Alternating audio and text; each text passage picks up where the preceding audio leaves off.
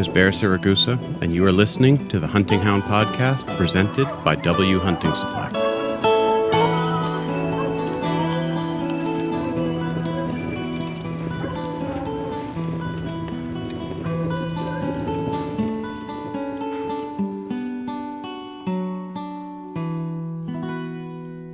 Hey there, folks. This is Bear. I figured today I would do something a little different. I've done a bunch of these interviews, and I really enjoy those. But I figured that for a little while, I'd like to see if I can sprinkle in some shorter ones, shorter episodes where, maybe I can share a little bit of my experience from the dog world, even if it's not, entirely hound specific. But ultimately, what I would like to do is just share some practical information that applies to both hounds and any other type of working dog or dog in general. And today I figured I would do that with a little bit of a talk about first aid, hound first aid. I think anybody who's done,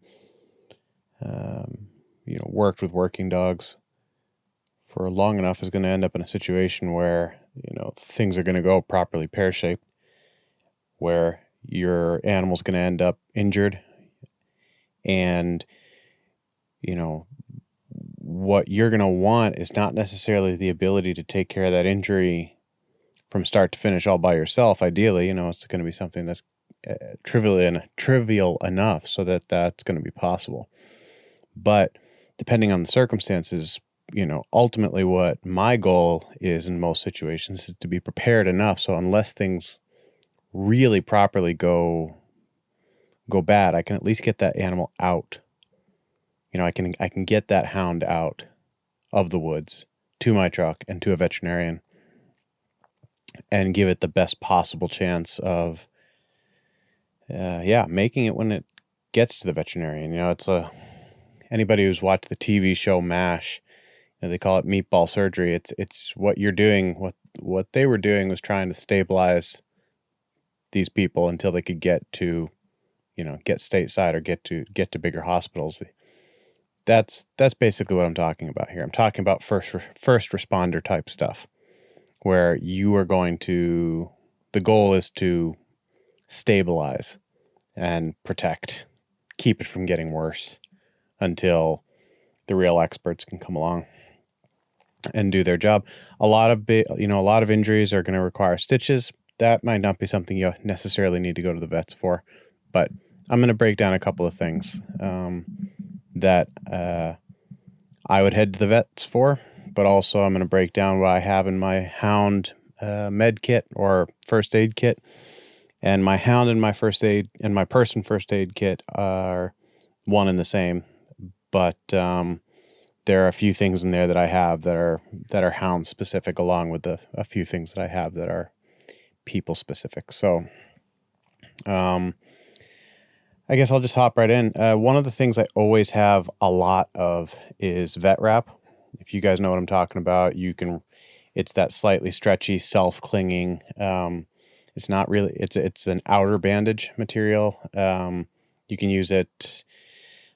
I see it used quite a bit on, knees. I see NFL players using it to, ice up shoulders and things like that. A couple wraps of vet wrap around the ice bag, between the ice bag and the shoulder. Keeps it there. I have a bunch of that on me at all times. There's 2 or 3 rolls in my truck. There's a roll on me while I'm out there. And that's because that's going to be kind of your catch-all for everything we're going to go over today. It might not be the best solution for everything we're going to go over today, but for most of what we're going to go over today, you can actually use it. So, for example, what I would mainly use it for would be if I have a dog that's gotten a major wound. And by a major wound, I'm not talking about, a puncture wound. I'm talking about a major gaping / gash wound, or a puncture wound that's so deep, a bite from a bear, mountain lion, whatever, where I'm having a hard time stemming the flow of blood. I'm going to use that vet wrap to not only try to put a little bit of pressure on the wound if it's a type of wound where pressure is going to be enough to stop the flow of blood without actually cutting off the circulation, I'm going to use the vet wrap. I'm also going to use the vet wrap for keeping debris and all the crap that they're going to get when you're getting them out of the woods, walking through swamps or whatever. You want to try and keep as much of that crap, the dirt and the debris and the, out of the wound as possible. And vet wrap is going to be your go-to thing. It's my go-to thing. I won't speak for you, but it's my go-to thing. And the reason that I like it so much is that you don't need anything else. You can rip it with your hands. You can tear it with your teeth. You can do whatever you need to do. It sticks to itself. It won't stick to the dog. It won't stick to the wound when you try to take it off. It's just a good, easy thing to have where you don't need any additional equipment. If you have vet wrap, you don't need anything. You don't need a knife. You don't need scissors. You don't need anything to use the vet wrap, just to use the vet wrap. A couple of other things you can use the vet wrap for that I've used it on myself, but never on a dog this way, is broken bones or dislocated joints, where there's actually some displacement of the bone or the joint. So basically things aren't sitting where they should be. That's an injury where that dog is ultimately going to need veterinary attention unless you are okay with that animal, healing with a bone, with a joint or a bone that is not going to function optimally. But what I've done is, as I'm getting the animal out, or in the couple of cases I've done it where, while I've been getting myself out to the truck, where I've used vet wrap and a stick, vet wrap, and I've seen it used with pencils, a couple of pens. I'm sure you could probably even use a Garmin antenna. But put that against whatever is out of place and then give it a couple wraps of vet wrap. That's going to help immobilize the joints or the bones, so you're not going to be doing any more damage as you yourself are moving out or the dog is moving out. It's at least going to hinder more damage from further displacing that bone or joint. The thing with the vet wrap is that it is elastic. So, and it does, because it does stick to itself, you have to work a little bit to get it to unroll. And as you start to unroll, it's real tempting to just kind of unroll it as you're putting it on the animal. Don't do that. Don't just roll it right out, because it's going to end up being too tight and you're going to end up cutting off circulation to whatever is below the vet wrap. Whatever the vet wrap is between the heart and whatever is on the other side of the vet wrap.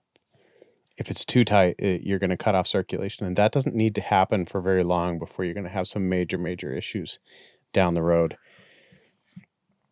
So, yeah, vet wrap, a must-have in my first aid kit. What I like to do when I am putting it on is to just unroll, just unroll about as much as I think I'm going to use, and then just roll it back up, like you would roll up a roll of toilet paper that got away from you on the bathroom floor and unrolled itself. Everyone's had that happen. You just kind of roll it back up, loose and crappy, and wait for, unroll it later on. But the other thing I really like to have with me is a couple of rolls of just gauze, like 2 to 4 inch absorbable gauze. And that can come in either a roll, or you can get it in pads that are already cut. I like to have a roll with it, because I can, I'm not going to end up in a situation where it's not big enough, or the pads that I have are too big. It's, I can really, it gives me a lot of flexibility. It will create an absorbent layer between whatever dressings you have and the skin. And especially if you've got a bleeder, it's going to add, by building up a little bit of gauze underneath the vet wrap or whatever layers of bandages you have, you can put more pressure on one spot.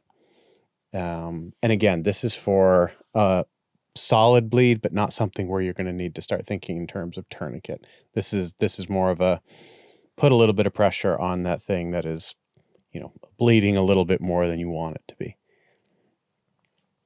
The downside with the gauze is that it will stick to the wound. So if you apply it and then, the wound stops and the wound stops to bleed and the blood starts to coagulate, you're going to end up in a situation where it's going to stick and it might be a little bit hard to get off. You may need to actually, work it off with some chlorhex. What do you call it? Chlorhexidine. Because it will have stuck to the wound. In terms of bleeding,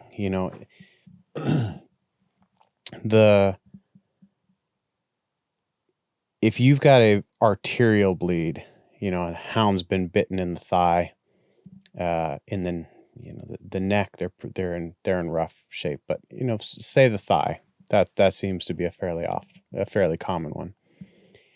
You are going to end up in a situation with an arterial bleed where when you're doing triage, you need to make calls on what thing you are going to treat first. And bleeding is always going to be the first thing you treat. And the reason for that is that once they bleed out, there's nothing more you can do. So a tourniquet is something you're going to want to have on you, and it doesn't need to be anything special. A decent sized handkerchief, a bandana, something like that, a torn up corner of sheet, something like that is going to work fine. And you're also going to be able to use it on yourself, and you could also use it to make a sling if you knock a shoulder or an elbow or out of joint, or you break your own arm. But there's a technique to applying a tourniquet, and you don't want to just kind of stick it on there and start cranking. You want to try to avoid crushing injuries. A lot of times what I like to see done is that you have something like a bandana, you tie that on with a big wad of gauze underneath, directly on the source of the bleed, and then you start to tighten. And you don't want to tighten it in knots that are hard to get undone. You want to be able to release the pressure if necessary. So a lot of times I'll stick a stick or something like that in there and actually do a rotation or two with the stick just to get that little bit of extra pressure on there. Because again, at that point, I'm not worried about losing the foot. I'm not worried about losing, the leg. At that point, I'm worried about keeping that dog from dying in the next, 2.5 minutes. If I can do that, then that gives me a little window of time to get that dog out of the woods and to a vet, and potentially still be able to salvage my hound. The Meat Eater guys did a great podcast about the proper use of a tourniquet. You can check out episode, I think it was 192, called "Bleeding Out," and Dr. Alan Lazara did a really nice episode on the use of a tourniquet. At some point, I'm going to get a veterinarian on the podcast to talk a little bit more about that in terms of dog specific stuff. I'm hoping that's actually going to happen fairly soon. But it's one of those things you're probably never going to need a tourniquet. Hopefully, you're never going to need it. But you're going to be real happy you have it when and if the shit completely hits the fan, if you'll excuse the expression. Another thing that a lot of our hounds are going to run into, regardless of whether they're it seems almost like sometimes it's at least here it's injuries that I often see in pointers rather than hounds. There's something about the sort of insane, intensity of a pointer that lends itself to these horrible lacerations on their leg on rocky terrain, or even impaling themselves on sticks because they're not really paying attention to where they're going, or they're paying attention to only one aspect of what's motivating them forward. So for, if I've got something that's not muscular, is not bleeding terribly, but is, a laceration in all layers of skin, I may use just a medical stapler, and I might call it good. Good there. It really, you're going to need to take it on a case by case basis. But, if I've got something where I think I probably could use a stitch, I might smack a medical staple in there and take it out after 10 days, as long as it's, looking good. When I get home, I'll probably, clean it out a little bit, take some of the hair away. With the hounds, it's not as big of a deal as with some of these other breeds with a lot of hair, like a husky, where it's just going to kind of scab over and get all gross. A hound, for the very most part, you're not going to need to do much shaving. But yeah, the medical stapler, they're really easy to use.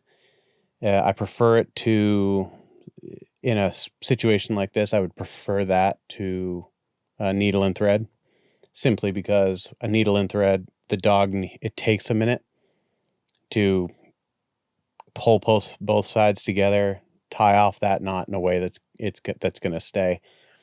A medical stapler, it's you push the two sides together, click, you're done. And that's going to be something that, in the case of an enormous injury, a degloving of a limb, an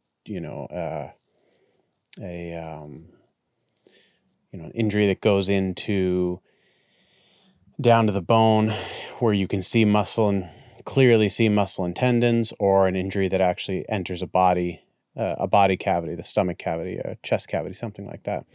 I would recommend, until you can get that dog out and to a veterinarian, use a medical stapler, and you don't need to get the muscle. You don't need, just take those outer layers of skin and put that dog back together. It's going to keep, again, the worst of the debris out. You're going to reduce the risk of infection. But, and this is a big but, when you do that, then you need to go to the vets. If you stitch that dog up with all of that bark and all that shit and saliva and, whatever, if it's been bitten, if you stitch that dog up and don't have access to antibiotics, and you don't, especially when you've got tendon and muscle involved, what you're doing then is creating a hole that is just going to be a bacteria breeding paradise. What a vet's going to do is going to take out the staples, open up, and start sewing all of that muscle and fascia back together in layers all the way up into the skin. And the last thing they're going to do is sew the skin shut. That is to reduce the risk of infection, and by reducing the number of the number of caverns in the dog's body, basically, as they're closing up that hole.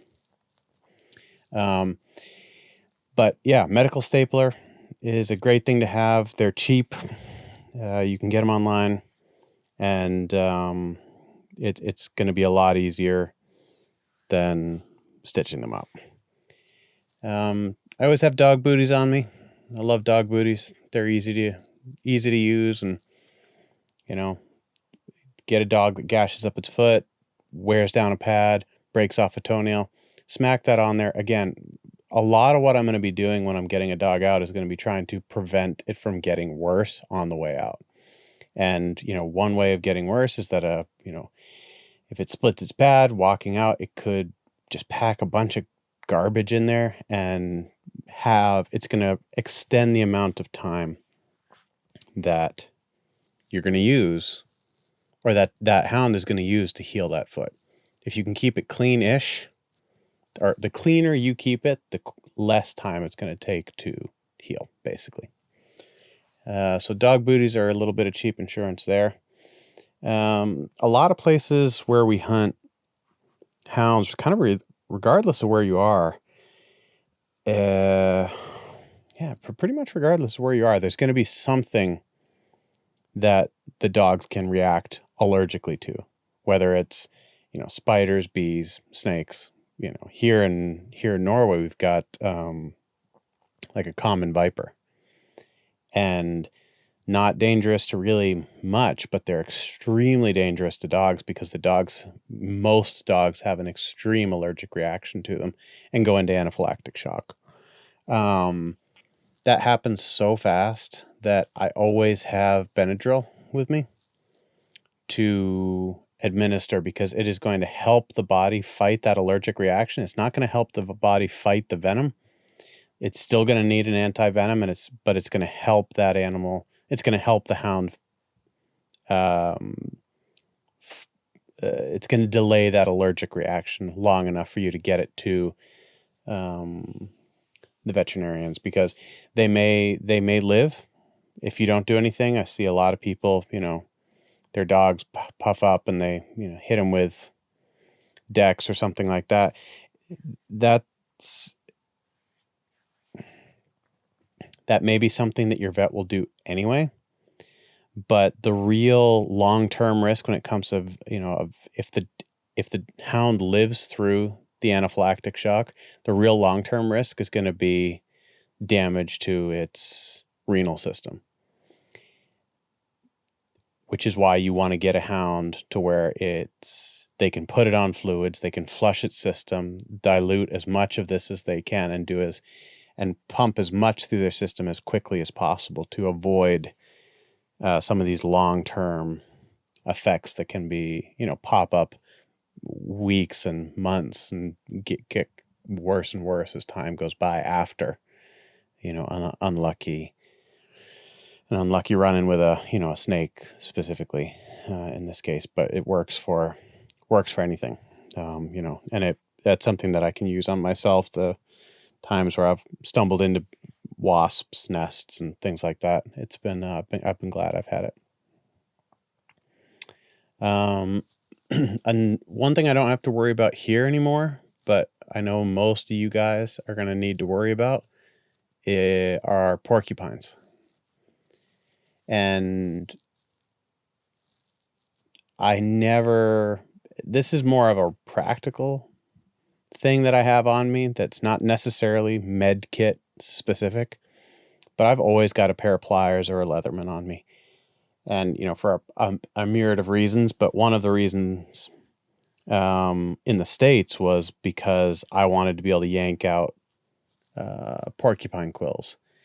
A lot of times it seems like hounds, when they first, you get in a border collie sometimes at work, back when I worked in the States, and it would have 2 or 3 quills. The porcupine would whap it in the nose. The border collie would go in kind of carefully and would, might get a few quills in its nose.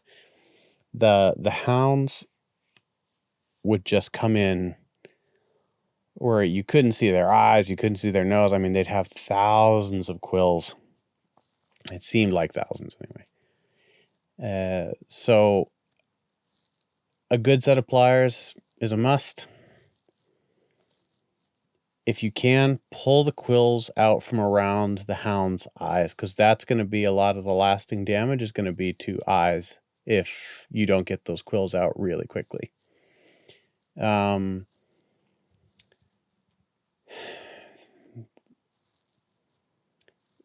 Later on, once you get those quills out of its eyes, then you can kind of regroup to start pulling large quantities of quills. There's been this debate, which I just have never understood, whether you should cut the quills or not to deflate them. I have worked with many different veterinarians. I do not know a single veterinarian that would clip a quill before they pulled it. It will not deflate. The only thing you're doing is leaving yourself less quill to grab onto to pull out later. Leave the quill hole, yank them out one by one. The barbs are going to be in the hound regardless. Leave it whole, pull it out, and hope that you get them all. I had a dog whacked by a porcupine, let me see, in 2007. Before I moved to Norway, I brought that dog with me to Norway, and in 2014 I pulled a quill out of his opposite side. Was just petting him and something poked me and I reached down and pulled it out and it was a porcupine quill. He'd had some health issues after that, or before that, which in hindsight, I wonder whether it was his body fighting off abscesses from this porcupine run-in that he had. But yeah, please don't cut the quills. And if you've got a dog that is not cooperating to the point where you are considering knocking that dog out, please do that, but please go to a vet to do that. I've seen a couple of posts on Facebook where we'll start talking about different ways to knock dogs out, holding my favorite / least favorite was holding a gasoline-soaked rag to the dog's nose until it passed out. Please don't do that. That's an insane thing to do. And the only thing you're going to do is, kill brain cells and very potentially kill that dog. If it's so bad that you can't handle the dog while it's conscious, then it's time to call in a vet. Yeah, those are really the main things that I've got in a hound first aid kit. I always have a collapsible bowl so I can get them water if I need to. I always have an extra bottle of water with me that's for the hounds. There's a bunch of different things that you can do once you get home for these minor injuries, broken claws and torn up feet and things like that. I guess the one thing I'll touch on real quick is I probably did this in another podcast where I talked about feet, but it might be good to just touch on it very briefly again. The most common injury that my hounds get anyway is roughed up feet. We live in an area with a lot of shale, a lot of flint. They're always it requires a tough-footed dog, and I've got one that's super tough-footed. I rarely have an issue with him. He gets splits and cuts, 3 or 4 times a year, but that's it. And then I've got another dog that, she can't be out there for more than 45 minutes, it seems, without coming back with some bleeding cut on her foot. What I do then, pardon, is that I will fill an airline crate with maybe an inch or 2 of water, and then put a little bit of mild soap in the water, mix it up a little bit so it gets a little sudsy. And then I'm going to stick the dog into the crate with that water in there. They're not going to lie down. They're just going to stand there miserably for 5 minutes. But it's going to loosen up all of the dried blood, the skin, the dead skin, all the crap that's in that foot is going to that's really going to help loosen it up and clean it up. I'll let them out, and then I'll smack on something, ideally a cut salve, maybe not Neosporin, but, a zinc ointment, diaper rash ointment for kids works really well. Paws Are Protected, I've heard works really well. I don't have any experience with it, but I've heard it works really well. Musher Secret works really well. I've used Bag Balm, all of those things. Deep cuts, I wouldn't do that, but just abrasions, slices, cracks, things like that. Just smack that stuff on there once you've cleaned the foot, and you're going to increase the amount. You're going to increase that dog's ability to clean it up and and heal. It's going to heal a lot faster. That's basically it in terms of just really simple, common sense first aid. Again, the whole point is to get that hound out of the woods to where either you can administer more complete care or you can get it to someone who has the ability to do that, depending on the injury. You're not looking to solve all your problems and keep hunting. This is when your day is, when you've got an injury, that is the end of your day, where that dog's done for the day. There's no question, and you just need to get it out of there. This is your basic stuff. Dogs, if you have, the biggest thing is going to be try and keep the bleeding to a minimum. If the dog stops breathing, you are, like, if I'm being real, that dog's in big trouble. You can do CPR on a dog, but doing a CPR on a dog while carrying it out to the truck is, I won't say it's impossible, but I can't even imagine how that would be done. So the bleeding is going to be the big thing. Stabilizing injury, broken bones, things like that is going to be another thing. And then just trying to keep everything as clean as possible to give the dog the best chance of healing down the road, with the help of, hopefully with the help of some antibiotics and maybe a veterinarian. So, but if anybody has any questions or any follow-up information, some practical good advice, leave it in the comments section of this podcast. Send me a message, or, leave it in the comments on Instagram, Facebook, whatever. Because there's a lot of great care being given to hounds out there. I see a lot of people doing a lot of really, really smart things, and I've learned a lot just from watching you guys and communicating with you guys on how to deal with certain things, both in the kennel and out while we're out there. So there's a lot of good information out there. There's some garbage information out there. I would put the old rag with gasoline in the garbage category, but there's a lot of good information out there on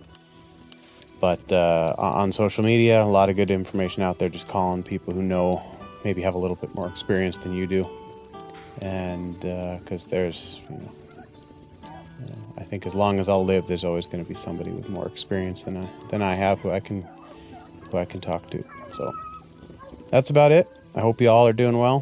Thanks for listening.